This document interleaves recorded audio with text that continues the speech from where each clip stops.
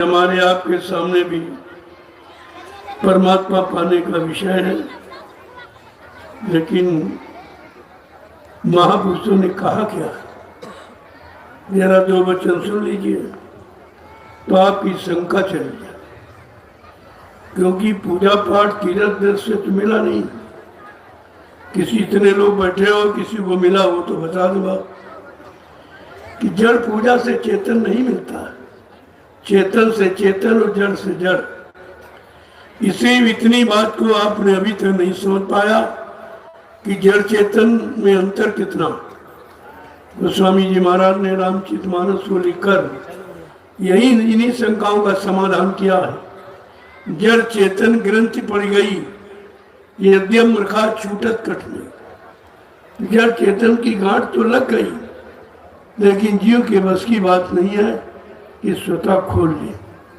उसको तो कोई खोलने वाला समर्थ सदगुरु है, जिसने अपनी गांठ को खोला हो और स्वतंत्र आजाद जीवात्मा को कर लिया हो, और हर लोक मंडल में जीवात्मा जाती और आती हो, वो हमारी आपकी जड़ता की ममता से अलग कर सकता है।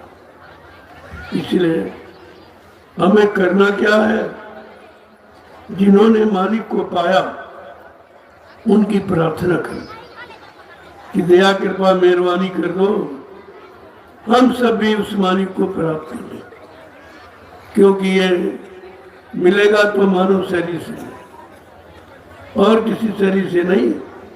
83,99,999 योनियां मनुष्य शरीर को छोड़ के रहो, उनमें भी जीवात्मा है, लेकिन उनमें जीवात्मा को परमात्मा से मिलने का अधिकार नहीं है। ऐसा क्यों है? कोई शरीर एक तत्व का, कोई दो तत्व का, कोई तीन तत्व का, कोई चार तत्व का, लेकिन ये मानव शरीर पांचों तत्वों से भरपूर है। चित जल पावक गगन समीरा, पंच तत्व या रचित शरीर। जल पृथ्वी अग्नि वायु आकाश, पांच मसालों को मिलाकर विचित्र कारीगरी से परमात्मा ने इस मनुष्य मंदिर को बनाया और अपनी चेतन मूर्ति जीवात्मा को इसी में बैठा। यह सच्चा मंदिर है जो भगवान ने बनाया, और ईंट पत्थर वाला नकली जो इंसान ने बनाया। अब आप ये नहीं समझ पाए कि भगवान अपने वाले मंदिर में मिलेगा कि ईंट पत्थर वाले मिलेगा। ईंट पत्थर वाले में मिला होता तो किसी को तो जरूर मिला होता। किसी ने भी मिलने की बात नहीं कही है कि भाई हमको मिला, हमको मिला, हमको मिला। लेकिन संत महापुरुषों ने कहा जिसको मिला है मानव शरीर में मिला, ये असली मंदिर है। अब आपने इस मंदिर को खराब कर दिया। इसमें तो गंदा खान पान, गंदे कर्म करते हो जो चेतन है, और जो ईंट पत्थर का उसमें झाड़ू पोछा लगाते। कितनी उल्टी समझ है।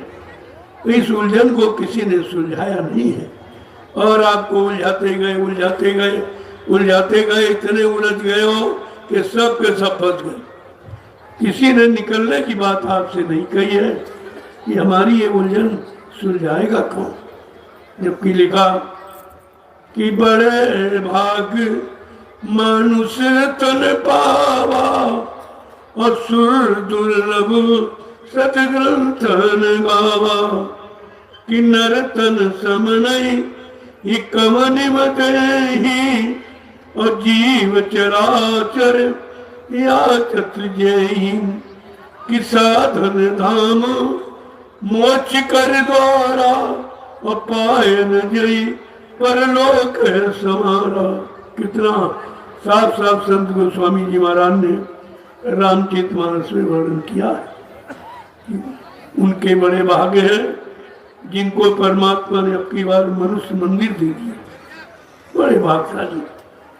लेकिन मानव मंदिर पाकर ये भाग्यशीलता कितने लोगों ने हासिल की? कोई नहीं, किसी ने नहीं।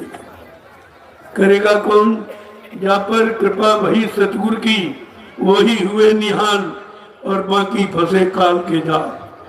जिन पर वक्ते मुर्शिद समय के सतगुरु की दया कृपा मेहरबानी हो गई, उन्होंने तुम्हारे जीवन को सार्थक बना लिया, अन्यथा बेचारे सब फंसे रह गए। तो हमें आपको इस मानव जीवन को सार्थक बनाने के लिए समर्थ सदगुरु से प्रार्थना करनी। क्या करनी है, किस तरह से